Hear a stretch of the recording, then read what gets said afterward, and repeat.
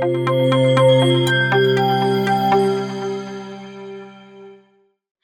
सबसे पहले आपको कल दो दोस्तों के बीच हुई बहस के कुछ अंश सुना रहे हैं। यह बहस रिकॉर्डेड भले ही नहीं है, लेकिन इस बहस के दौरान एक सज्जन ने जो कुछ कहा वह सुनने लायक है। उस व्यक्ति ने कहा, इन नेताओं ने क्या दलित दलित लगा रखा है? क्या ये कोई अलग ग्रह के इंसान है? क्या इस तरह दलित दलित करने से इनको हम मुख्य धारा में ला पाएंगे? अगर सफाई कर्मियों का वेतन बढ़ा भी देंगे तो क्या सफाई का काम करने कोई स्वर्ण जाति का आएगा? नहीं आएगा ना। सर्व समाज सम्मान की बातें आजादी के 75 साल बाद भी कोरी गप है, बकवास है। दलित संगठन भी नहीं चाहते कि उन्हें कोई मुख्य धारा में लेकर आए। दूसरे व्यक्ति का जवाब था, ऐसा ही चलेगा, जातियों के आधार पर समाज बढ़ता रहेगा।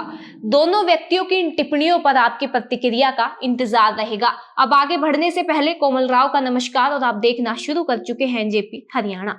दोस्तों, कल तक एससी वर्ग 1 था, अब इसमें ही डीएससी वर्ग हो गया है। भाजपा की रणनीति इस मामले में स्पष्ट है। उन्हें पता है कि क्या करना है। कांग्रेस असमंजस में है, कहें तो क्या कहें, लेकिन पुरानी कहावत है, जो ऊहापोह में रहता है वही डूबता है। भाजपा की रणनीति ही उसकी वोट नीति है। कमल दल को एससी से अधिक अब डीएससी से प्रीत हो गई है, जबकि कांग्रेस की नीति स्पष्ट नहीं हुई है। भाजपा ने डीएससी समाज को साधने के लिए ही 24 नवंबर को जींद में महर्षि वाल्मीकि जयंती का आयोजन किया। महर्षि की जयंती की तारीख पहले जा चुकी है, लेकिन भाजपा सरकार के लिए आरक्षण में आरक्षण दिए जाने के बाद महर्षि वाल्मीकि की जयंती मनाने की अपनी वोट नीति थी। भाजपा सरकार के मुखिया नायब सैनी तो जींद रैली में सदी हुई बाजी खेल गए। कांग्रेस के वोट बैंक में चुपके चुपके सेंध लगाने में कामयाब भी होते दिख रहे हैं और कांग्रेस के हाथ से बड़ा वोट बैंक छिटकता दिख रहा है। लेकिन कांग्रेस के प्रदेश प्रवक्ता वेद प्रकाश विद्रोही इसका श्रेय बीजेपी को देने के लिए तैयार नहीं है। हमने विद्रोही से कहा, राम मंदिर का फैसला भी सुप्रीम कोर्ट का था और डीएससी समाज को आरक्षण देने का फैसला भी सुप्रीम कोर्ट का है, लेकिन इनका श्रेय किसे मिल रहा है? क्या बताने की जरूरत है? श्रेय तो भाजपा ही ले रही है। वाल्मीकि जयंती समारोह के बहाने भाजपा की ओर से की गई डीएससी समाज को साधने की कोशिश छुपी हुई नहीं है। रैली में महर्षि के आदर्शों व गुणों से अधिक जातिगत राजनीति की ही चर्चा अधिक रही। मुख्यमंत्री नायब सैनी ने वाल्मीकि जयंती के अवसर पर मिली पगड़ी को पूजा घर में रखने की बात कहकर डीएससी समाज का दिल जीत लिया। उन्होंने ऐसी समाज को आरक्षण में आरक्षण देने का श्रेय अपनी सरकार को दिया। सफाई आयोग के गठन की पहल का भी जिक्र किया। सफाई कर्मियों का वेतन भी 16-17 हजार रुपए बढ़ाकर 26 से 27 हजार रुपए करने के अपनी सरकार के संकल्प को दोहराया और भी बहुत कुछ कहा, लेकिन महर्षि के गुणगान से अधिक डीएससी के मतदाताओं को लुभाने पर ध्यान दिया। आज भगवान वाल्मीकि जी की जयंती मना रहे हैं, उसके साथ साथ एक खुशी का माहौल भी। भाइयों, मुझे खुशी है कि आज वाल्मीकि समाज ने, आज डीएससी समाज की सभी हमारे यहां सम्मानित लोगों ने जो मेरे सर के ऊपर ये सम्मान की पगड़ी रखी है, मैं आपको ये विश्वास दिलाता हूं कि इस सम्मान की पगड़ी को शीशे में फिट करवा करके, जहां मैं पूजा करता हूं बैठ करके घर में, उस घर के अंदर उस पूजा स्थल के ऊपर ये पगड़ी वहां रखी दिखाई आप लोगों को देगी।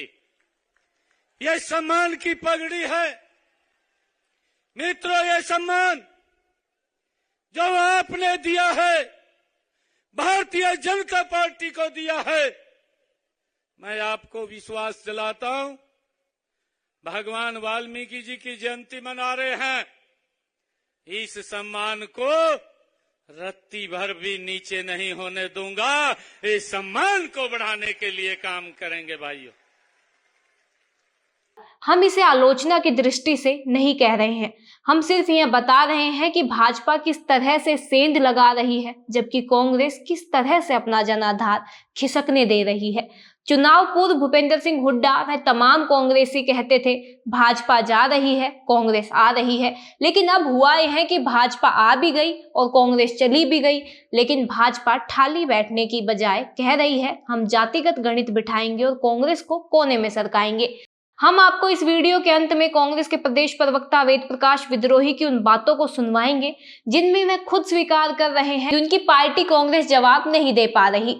विद्रोही की वीडियो सुनाने से पहले हम आपको यह बता दें कि इस सम्मेलन में भाजपा के प्रदेश अध्यक्ष मोहन लाल बड़ोली, कैबिनेट मंत्री अरविंद शर्मा व सम्मेलन के संयोजक कैबिनेट मंत्री कृष्ण बेदी सहित कई वरिष्ठ नेता मौजूद थे।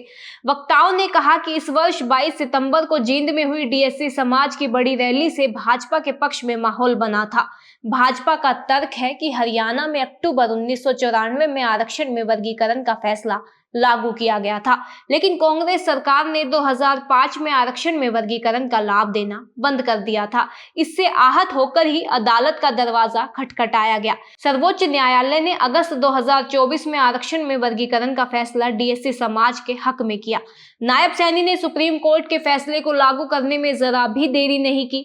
विधानसभा चुनाव में भाजपा की जीत के कई अन्य कारणों में से यह भी कारण रहा। इन बातों को ध्यान में रखकर आप समझ सकते हैं कि भाजपा ने वर्गीकरण की राजनीति को कितनी धार दी है।